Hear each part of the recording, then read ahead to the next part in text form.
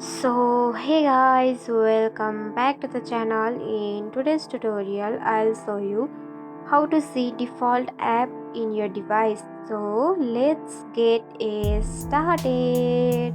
So let's open it. Now see, this is the inbox of your settings and here you can see the option of apps. So tap on it, then scroll down below and you will see the option of default apps. So again tap on it.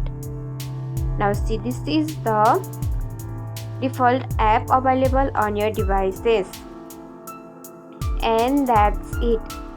If you found this tutorial helpful, don't forget to like, comment, share, subscribe and also hit the bell icon for more easy tutorials. I'll see you in the next video. Till then, bye bye, take care, have a great day.